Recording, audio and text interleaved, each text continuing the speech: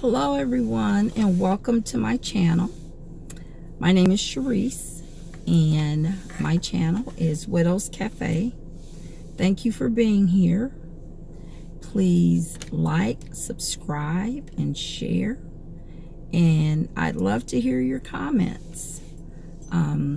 That's what helps me stay motivated to answer questions and to just see what's going on in other people's lives.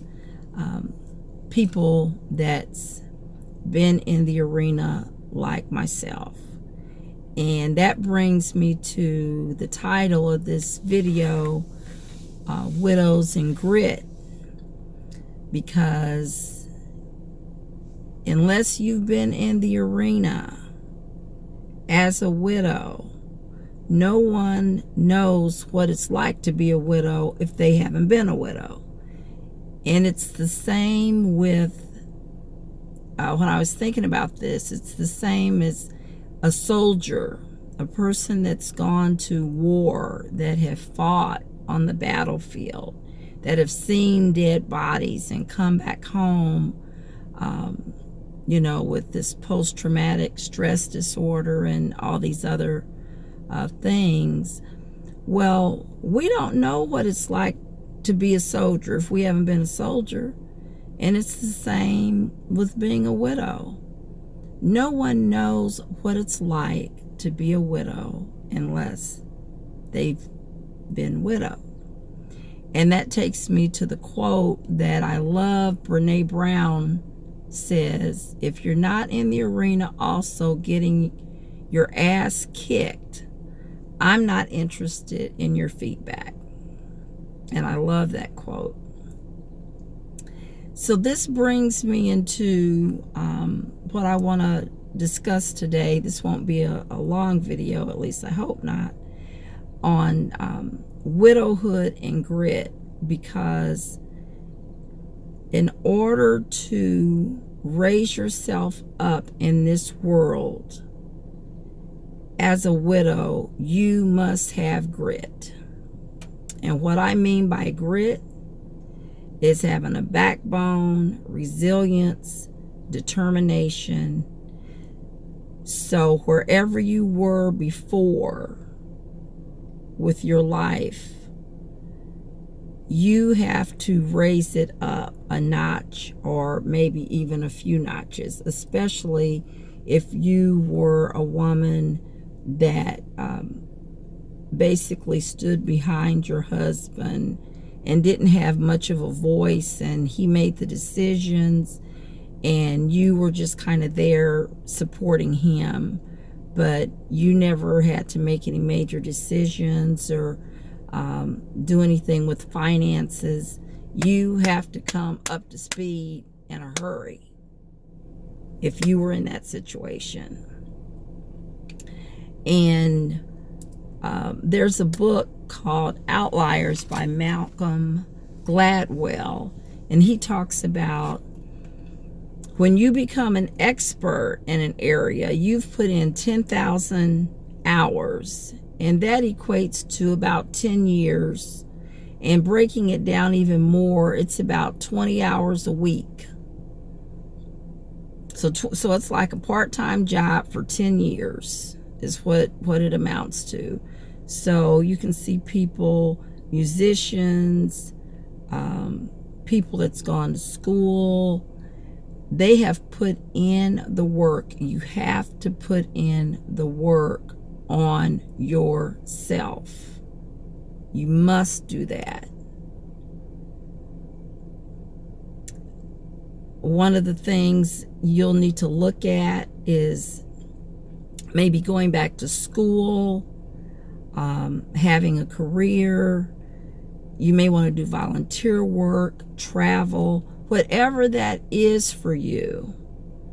You have to become very clear and focused, because for a long time, I know I was all over the place, not really knowing which direction I wanted to go. I had always worked and stayed up on my skill set, and had been in management for many years. But I really had to step back and look at, where do I go from here? What does God want from me? I'm a believer.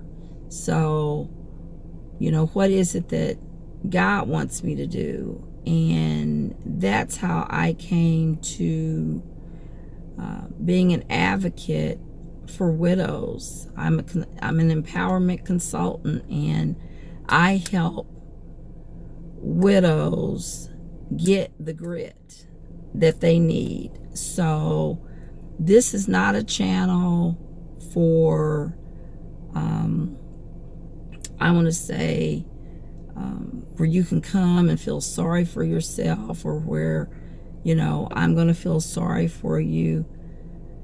I'm going to have compassion. I can empathize. But this is the channel to show you how to compete in this world and be where you want to be in whatever area of your life you need the help in. So that's what this channel is all about, is widowhood and grit, because you have to have it. So you may ask, well, how do I get started? Where do I start? And I would say start with networking. Say, for example, if you want to be a teacher, so you were a stay-at-home mom, now your husband's passed away, but you've always kind of had this passion for teaching kids. Well, I would say talk to teachers, do some networking, go to community colleges, speak to a counselor. You would be surprised at the scholarships that are available to you, not so much as a widow, but just depending on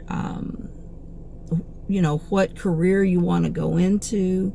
There are just thousands and thousands of scholarships that are out there that a lot of times we don't know about them, because if we're not inquiring, networking, asking questions, we don't know what's available. So because you may think, well, I can't afford to go to school.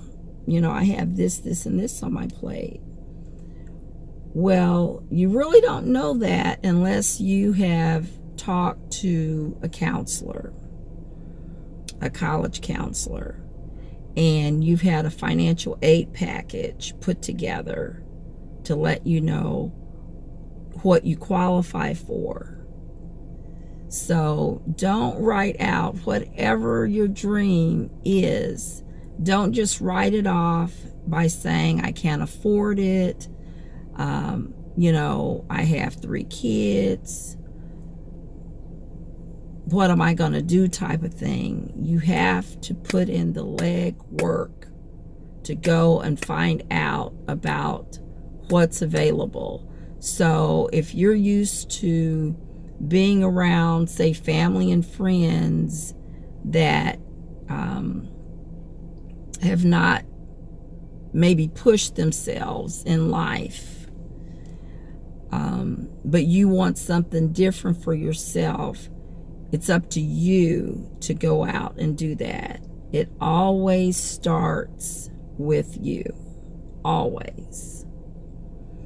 There are churches that have resources. AARP, the Social Security office, because you're going to want to know what you qualify for as a widow when you're able to earn your Social Security or the death benefit for Social Security. So you have a lot of homework to do in order to be able to get that grit that you will need. And you don't only need it for yourself, you need it for your kids, if you have kids, because they're going to look at what you do. You know, where's mom at? They're going to look at what you do, and sometimes don't even listen to what you say. They're looking at what you do. What kind of example are you? So you also want to be able to find out what it is that your kids seem to be interested in, or you notice they excel in. I know for us, our daughter, she was an athlete. When she was in 5th grade, she had 5 different things going on. But as she got older, she ended up choosing track and field. And we would just always wonder, well, where will this lead? Because we were taking family vacations in the summertime, going to Tennessee, wherever we needed to go, wherever track took her for the summer, that's where we had our family vacation. And to make a long story short, we found out that she really had this gift for track and field when she was in 4th grade. And we found that out through parents just bum rushing my car when I went to pick her up. She went to a private school. Went to pick her up.